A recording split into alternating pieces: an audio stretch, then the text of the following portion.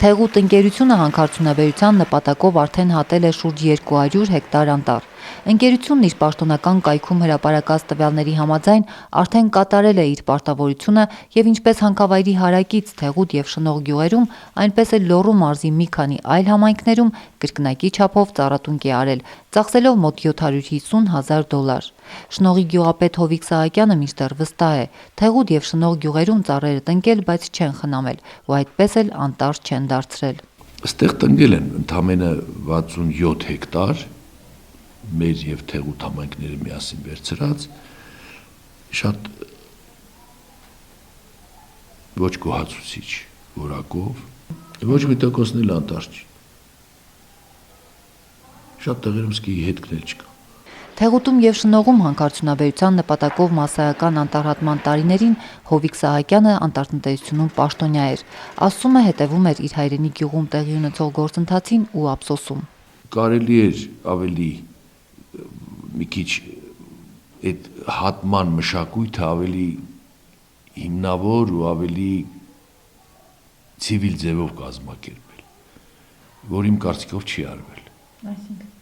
Այսինքն դրել բուլդոզերով, դրել այդ ծառերը, բրդել հողի տակ լցրել եւ այլ եւ այլ։ Կարելի էր հատել, մաքրել, այդ փայտանունը վաճառել կամ տալ տեղի ազգաբնակությանը, որ ապօրինի հատումներ չարվի, բայց փայտ ունենան, բայց քանի որ հավանաբար ենթադրում եմ, իրանց արագությունն է պետք եղել, շատ հաճախ գրեկ ձևով շահագործվել է այդ տարածքը։ Թեղուտ ընկերությունից Ազատության գրավոր հարցմանն ի պատասխան նշել են, որ այստեղ անտառապատում իրականացրած Թոքս ընկերությունը չի կատարել իր պայմանագրային պարտավորությունը եւ դիմել են դատարան այդ կազմակերպությունից վնասի փոխհատուցման պահանջով։ Առաջին ատյանի դատարանում շահել են, բայց անտառապատող կազմակերպությունը դատարանի վճռից դժգոհ դիմել է վերաքննիչ դատարան։ Դատաքննությունը դեռ ընթացքի մեջ է։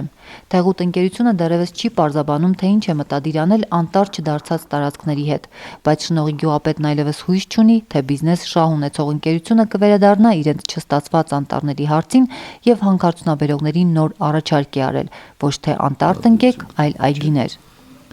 Ես իրանց առաջարկեցի, որ ես ձեր գրպանին չեմ կպչում, ասենք Շնողում նույն X գումարի չափով տնկեք պտղատու այգի մասնավոր մարդկանց հողատարածքների վրա, հանձնեք իրենց, հետագա մշակությունը մնա իրանց վրա, այդ մարդն էլ առանց փող ծախսելու այգի կունենա, առանց պետական բյուջեին կպչելու հանրապետության, մի գյուղ ակամայից բավականին դրական։ Իրանք համաձայնվեցին։ 12 հեկտար այգի Շնողում արդեն տնկվել է, մինչև աշնան վերջ նախատեսել են այս թիվը կրկնապատկել։